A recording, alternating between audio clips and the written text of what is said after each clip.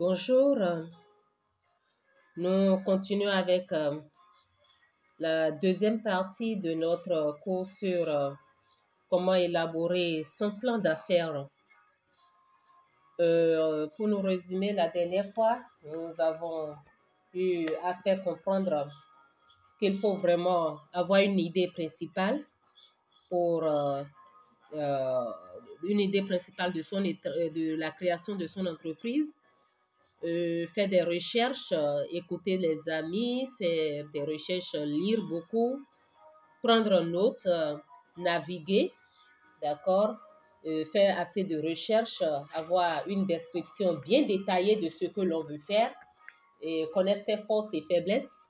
Aujourd'hui, nous allons voir comment un plan d'affaires peut aider, d'accord, comment renforcer ses idées et puis se lancer au niveau du plan d'action si le temps nous permet. Il est vraiment important de savoir que le plan d'affaires est vraiment nécessaire. Il est vraiment nécessaire parce que dès que votre entreprise vous paraît assez claire, l'idée de votre entreprise, lorsque elle vous paraît assez claire, vous avez besoin de recueillir des informations précises. Vous avez besoin d'avoir des informations précises sur tout ce que vous voulez faire. Puis, d'accord, cela vous permet de faire des calculs pour voir si votre entreprise sera rentable et si cela vaut la peine de la créer. D'accord? Alors, le manque de planning et de préparation vont vous vouer à l'échec parce que ce sont les causes principales d'échec au sein des entreprises nouvelles. Alors, nous pouvons dire aussi, d'accord, que le plan d'affaires est tellement utile qu'on ne peut pas s'en passer. Cela permet de décider, d'organiser et de soumettre. Parlons de décider. Si vous devez créer une entreprise, vous devez vous décider. D'accord? Donc, créer une entreprise changera totalement votre vie. Vous devez vous assurer que vous prenez la bonne décision au sujet de sa création. Donc, c'est une grande décision. Le plan d'affaires vous aidera dans la prise de décision. Ça vous permettra de vous organiser, d'organiser vos idées, de vous organiser personnellement, mais d'organiser vos idées afin de savoir comment créer, gérer, diriger, manager votre entreprise et l'orienter, d'accord, dans de meilleures conditions, bien sûr. Donc, le plan d'affaires se présente sous forme d'une logique, une suite logique d'idées. D'accord? Et on ne se lève pas pour juste dire non, on a une petite idée, mais c'est une suite logique, une suite assez logique d'idées que vous mettez en application.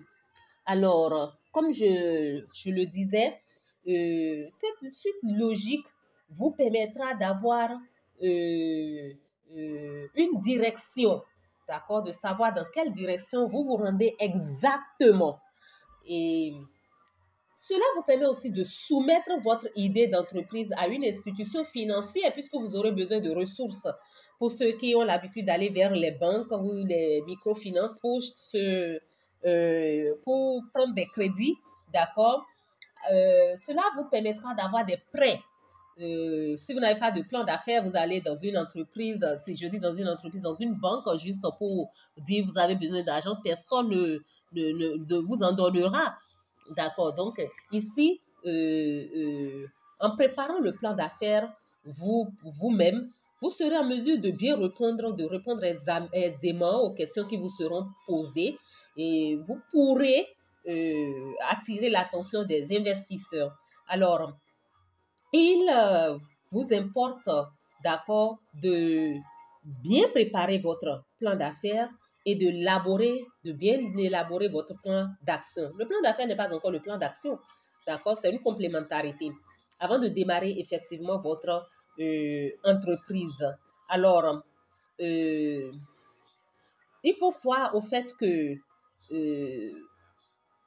votre plan d'affaires, l'élaboration de votre plan d'affaires vous permettra d'apprécier si votre idée d'entreprise est viable et profitable.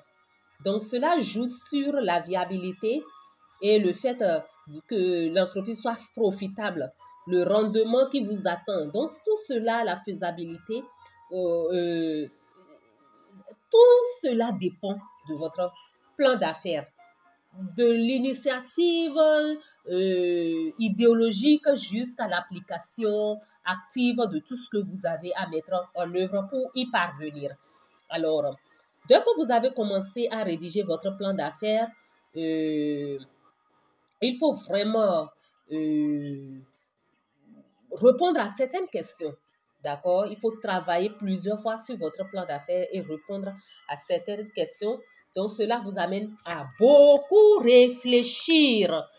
Vous voyez les entreprises qui tiennent tout au long des âges, sinon sur des décennies, ne se lèvent pas, ne montrent pas, ne sortent pas du jour au lendemain. Elles travaillent, elles réfléchissent, elles innovent.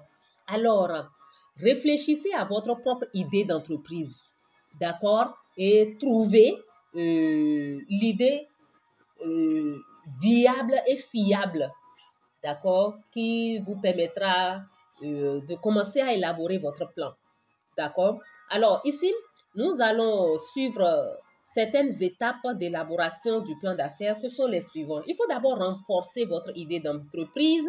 Il faut analyser vos forces et faiblesses.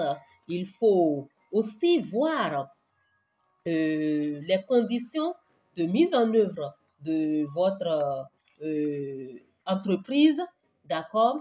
Et cela d'abord nous permettra de mieux évoluer. Alors, il y a 5 étapes pour voir si votre idée d'entreprise est vraiment viable. En ce sens qu'il faut faire un petit formulaire. C'est un exercice, je vais vous demander à le faire. Faites un petit formulaire de vos forces et faiblesses. Comment cela va se faire? Faites juste un cadran un tableau, d'accord, de 2 colonnes et de 2 lignes.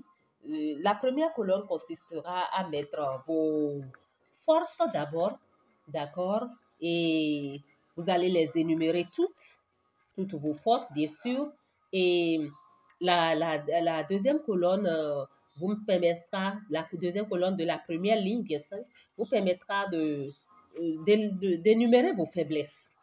D'accord? Les forces sont celles que l'on retrouve au sein de l'entreprise. Les faiblesses sont aussi celles qui sont liées à l'entreprise. Donc, une analyse interne au sein de votre entreprise. Et faites aussi au niveau de la première colonne, au niveau de la deuxième ligne, l'analyse des opportunités au niveau de la deuxième colonne de la deuxième ligne, l'analyse des menaces. Donc, vous vous poserez certaines questions telles que, y a-t-il des forces, y a-t-il autant de forces que de faiblesses dans votre entreprise? Ou y a-t-il de forces, y a-t-il plus de forces que de faiblesses dans votre entreprise? C'est à vous de répondre si oui ou non. Y a-t-il plus de forces qui vous amèneront à réussir et moins de faiblesses? Y a-t-il des opportunités, des menaces? D'accord? Comment vous devez gérer les faiblesses au sein de l'entreprise? Et si vous arrivez à répondre à ces questions-là, je crois que vous êtes déjà partant pour démarrer votre entreprise en bonne et due forme. Donc, c'est à vous de voir, d'évaluer, d'accord, votre propre idée de création. Et vous écrivez tout ce qui vient, tout ce qui vous vient en tête. N'attendez pas que ce soit les idées des autres. Non, écrivez tout ce qui vous vient en tête.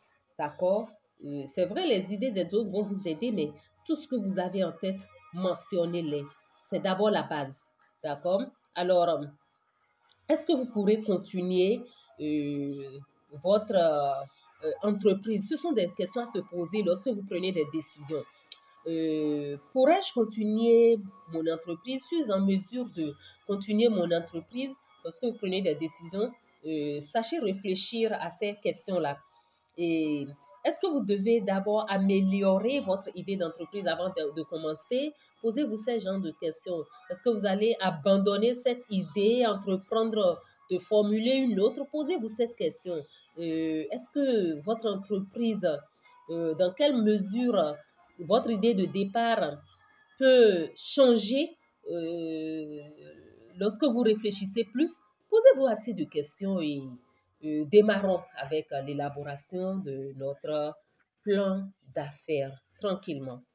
Merci et vous pouvez ajouter vos commentaires, liker et vous abonner à notre chaîne pour mieux jouir de tout ce que nous faisons. Au revoir.